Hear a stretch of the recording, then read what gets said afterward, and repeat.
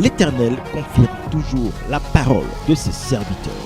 En mars 2022, le prophète Elipada avait annoncé de grandes catastrophes aux États-Unis.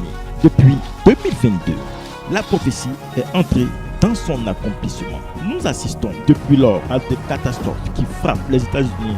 Suivons ensemble. Les États-Unis, je m'adresse aux États-Unis. Je suis en train de regarder par le Saint-Esprit. Je vois une catastrophe en Californie. Je vois une grande catastrophe en Californie. Je vois beaucoup de dégâts. J'entends des cris, j'entends des désolations. On cherche les gens dans des décombres. On cherche les gens dans des décombres. Regardez du côté de la Californie. À Ventura, l'eau a inondé les rues situées sur le front de mer. La route le long du littoral est jonchée de débris. Les habitants sont encore sous le choc. Les vagues ont déferlé comme si elles arrivaient de nulle part. Elles faisaient environ 2 mètres.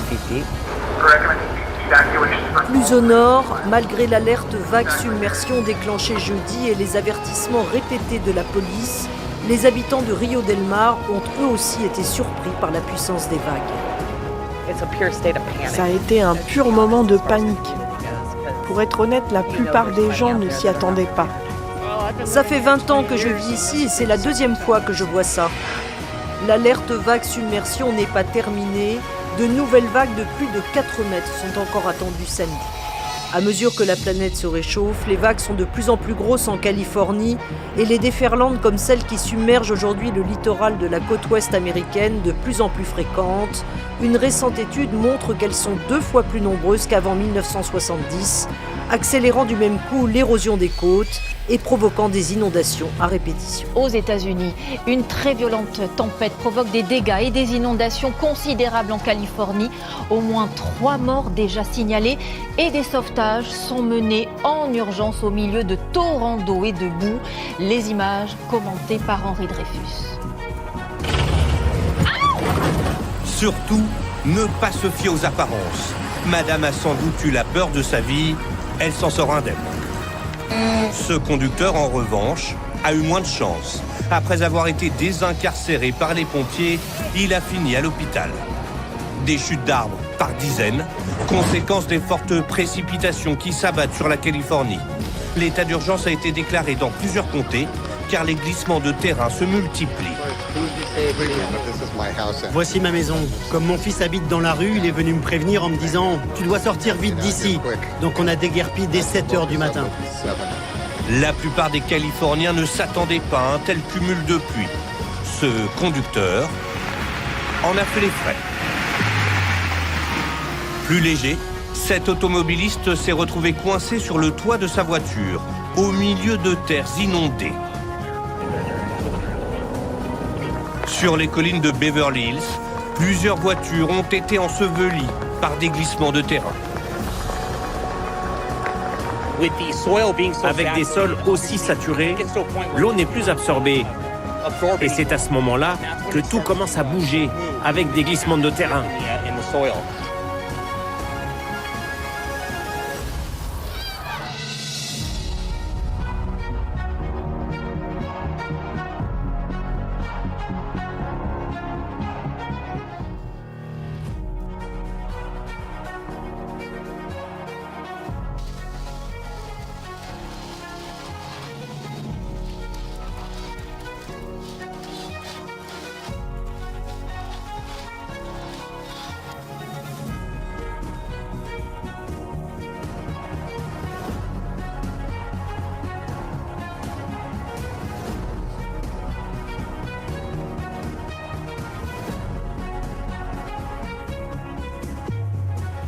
Et c'est comme un jugement qui s'abat au fait sur les États-Unis. Et ça ne va pas prendre seulement un seul endroit. Des inondations, des incendies, des chaleurs caniculaires. Aux États-Unis, plus d'un tiers des habitants sont touchés par des catastrophes liées au changement climatique.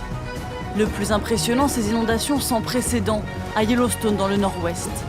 Le parc national a dû fermer pour une période indéterminée, une première depuis 34 ans. En parallèle, des températures caniculaires se sont abattues à travers le pays. Jusqu'à 43 degrés sont attendus cette semaine. Dans le sud-ouest, plusieurs incendies se sont déclarés. En Arizona, 3 feux ont détruit plus de 10 000 hectares. Les habitants semblent impuissants.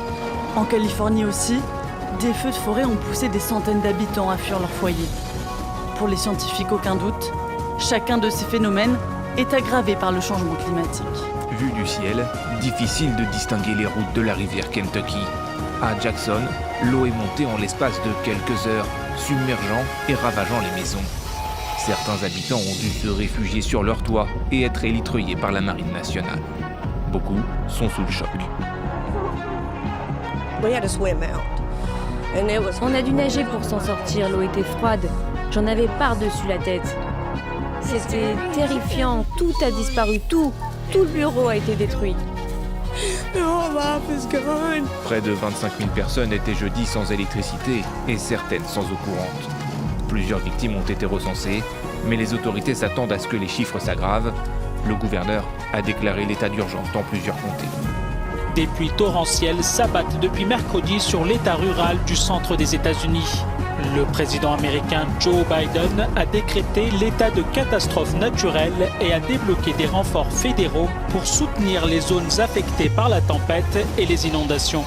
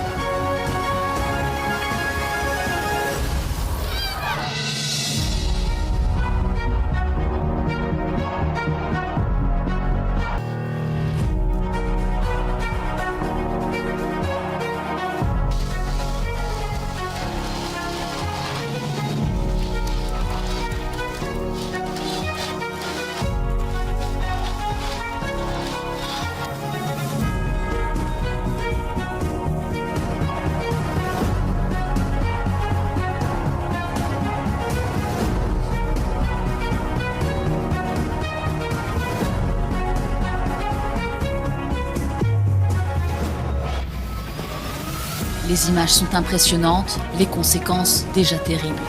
De fortes pluies ont provoqué des inondations très importantes et dangereuses dimanche dans l'État de New York, transformant les rues en torrents et faisant déjà un mort et plusieurs portées disparues. 12 000 personnes sont sans électricité. Les autorités estiment que les dégâts ont atteint plusieurs millions de dollars. La gouverneure a décrété l'état d'urgence dans plusieurs comtés. Jamais l'expression « torrent de boue » n'avait été aussi réelle pour les habitants du nord-est américain. L'État de New York et celui du Vermont subissent des intempéries et des inondations records. Une femme qui tentait de s'échapper est morte emportée.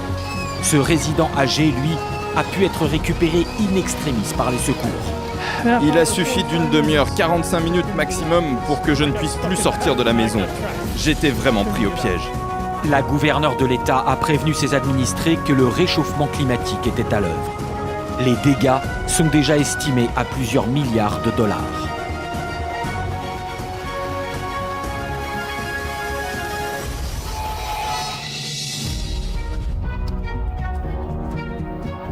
Ce n'est pas encore le grand jugement, parce qu'un grand jugement va s'abattre sur les États-Unis. Mais ce n'est pas encore le grand jugement. C'est comme si ce que je suis en train de dire, je vois ça comme un prélude